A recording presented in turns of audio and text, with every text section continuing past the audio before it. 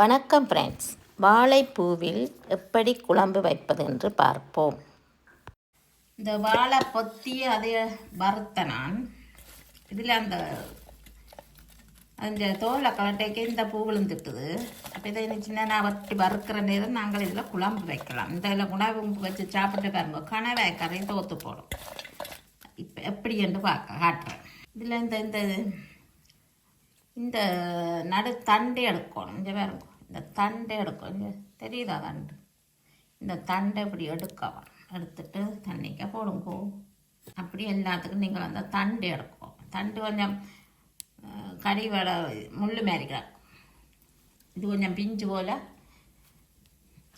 சில அதுக்கு ஆகலும் கொஞ்சம் முள் மாரி கிடக்கிறது. ஆனால் இது கொஞ்சம் பிஞ்சு வாழைப்பத்தி.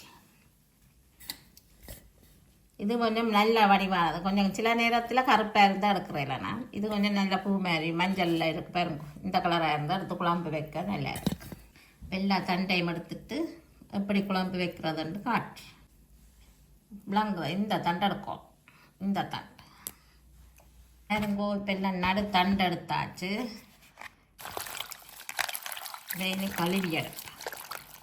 கழுவி எடுத்தோன்னு வாழைப்பூ கழுவி எடுத்துட்டேன். பாருங்க, நடு தண்டெல்லாம் எடுத்தாச்சு. இப்போ கழுவி எடுத்து இனி குழம்பு வைப்பேன். வாழைப்பூ குழம்பு வைக்கிறதுக்கு முதலில் எண்ணெயை ஊற்றுவோம். கடுகு உளுத்தம்பருப்பு வடிக்க விடுவோம். இப்போ உள்ளி போடுவோம். உள்ளி எண்ணெய் முதலே வழங்கினதும் வாசம். இப்போ வெங்காயம் போடுவோம். சிவப்பு வெங்காயம் தான் போடுறேன். எல்லா வெங்காயம் விருப்பமெண்டா போடலாம். விருப்பமெண்டா சிவப்பு வெங்காயம் அது உங்களோட விருப்பம். இப்போ வெந்தயம் போடுவோம். வெந்தயம் கூடப்பட்ட உடம்புக்கு நல்லது. அதனாலே பெருஞ்சீரகம் நல்லா உன்னரமாக வதக்கலாம்.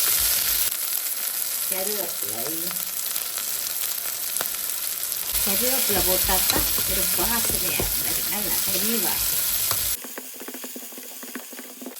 இப்போ இந்த வாழைப்பூவையும் போட்டு வதக்கும்.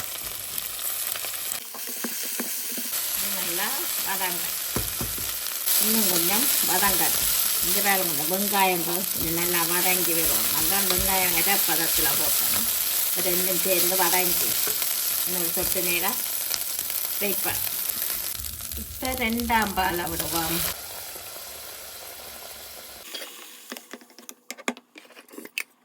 தூள் போடுவோம். முதல் 2ஆம் பாலில் அவியல், பிறகு சொட்டு முதல் பால் விடுவோம். சொட்டு உப்பு போடுவோம். கொஞ்சம் அவிய பிறகு கொஞ்சம் புளியும் விட்டு முதல் பாலும் விடுவோம். அப்புறம் மூடி விடுவோம். இப்போ திறந்துட்டு பலாப்புளி விடுவோம். பலாப்புளியும் விட்டு முதல் பாலும் விடுவோம். இனி நல்லா எண்ணெய் புறந்து வரும் மட்டும் அவியல்.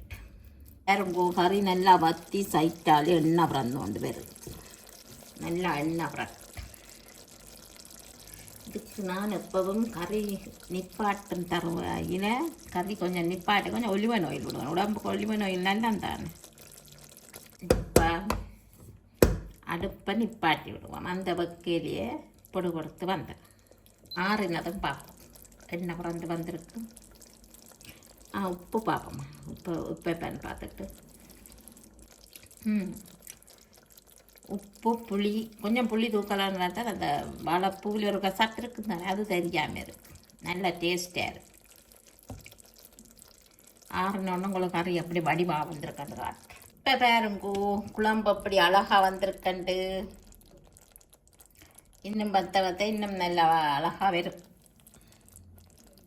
இப்போ நாங்கள் அந்த பூவை எடுத்து சாப்பிட்டு பார்ப்போம். இப்படி இருக்கிறாருன்ட்டு. வாழைப்பூ இருக்கிறார் அப்படி இருக்குன்னு உங்களை தான் சொல்லுவேன். இதுதான் வாழைப்பூ. இங்கே வேறு கணவாய் கூந்தல் மாதிரி கிடக்கு இல்லையோ.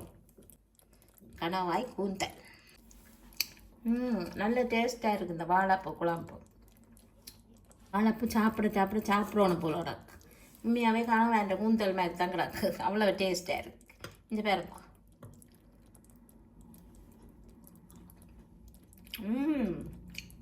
பார்த்தீங்களா, வாழைப்பூ அநியாயமாக்காமல் நாங்கள் வாழைப்பூ வறுக்க இந்த கடைசி ரெண்டு பின்ன இதாக உரிக்கிறோம். நாங்கள் உரிக்க அந்த பூ கொட்டணும். அந்த பூவை எடுத்து குழம்பு வச்சுட்டு மற்ற பொத்தியாக வட்டி வறுக்கிறது.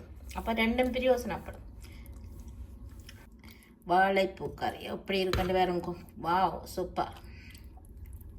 உண்மையாகவே நல்ல அழகான குழம்பு, வடிவான குழம்பு மட்டுமில்லை, நல்ல ருசியான குழம்பு, உடம்புக்கும் மிகவும் நல்லது. இதே போல் நீங்களும் வாழைப்பூவில் குழம்பு செய்து சாப்பிட்டு பாருங்கள்.